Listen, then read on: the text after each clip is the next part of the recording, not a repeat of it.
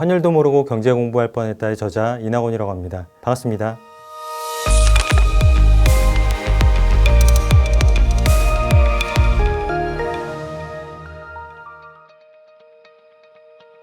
환율은 이제 양국 통화의 쌍이잖아요. 양국 경제에 따라서 어떻게 돈의 가치가 이제 변하는지를 알아야 되기 때문에 거시적으로 넓게 볼 수 있죠.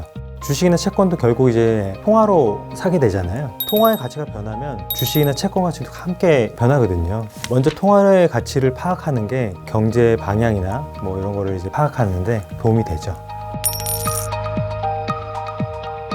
환율은 기준 통화와 비교 통화로 이루어지는데요. 앞에 있는 통화를 기준 통화라고 하고요. 뒤에 있는 통화를 비교 통화라고 하거든요. 가장 중요한 거는 이제 달러고요. 다른 통화로 이제 바꿀 때는 중간에 달러가 끼게 됩니다. 엔화라든지 유로화를 사기 위해서 원화를 팔고 달러를 사고요. 달러를 다시 팔고 유로화를 사거든요. 그렇기 때문에 달러화의 방향을 아는 것이 글로벌 경제를 쉽게 파악하실 수 있는 방법이라고 생각합니다.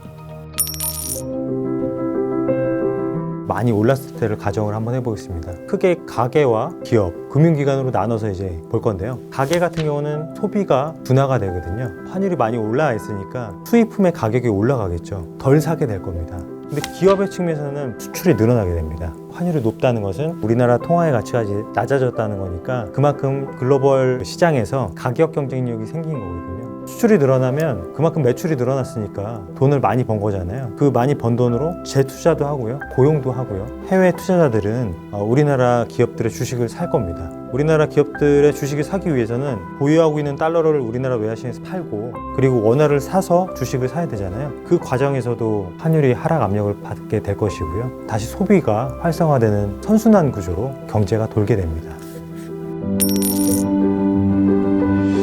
환율의 가장 중요한 습성이 있는데요. 평균 회귀 습성입니다.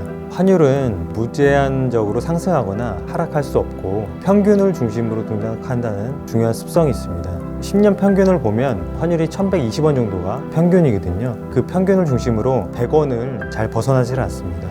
예를 한번 들어볼까요? 우리나라 기업들이 수출을 많이 해서 달러를 많이 벌어오잖아요. 그거를 다시 외환시장에서 팔고 원화로 바꾸는 거래가 일어나거든요. 그러면 외환시장에 달러가 많이 유입되니까 달러의 가치가 하락하게 되겠죠. 하락했을 때는 상승했을 때 메커니즘에 이제 반대로 움직이게 되거든요. 결국 평균으로 회귀를 하게 될 것입니다. 환율의 평균 회귀 메커니즘을 이용해서 거래를 할 수가 있는데요. 미국 달러 선물 ETF라는 상품이 있습니다. 거래소에 상장이 되어 있고요. 주식처럼 거래를 할 수가 있습니다. 수수료도 싸고요. 소액 투자도 가능합니다. 반대로 이제 환율이 평균 대비해서 지나치게 상승한 상태라고 생각이 되면 인버스 ETF 상품도 있거든요. 그러니까 환율이 지나치게 하락했을 때는 달러를 매입해서 다시 올라가는 거에 수익을 노릴 수가 있겠죠. 반대로 이제 환율이 지나치게 상승했을 경우에는 하락에 베팅해서 수익을 얻을 수도 있습니다.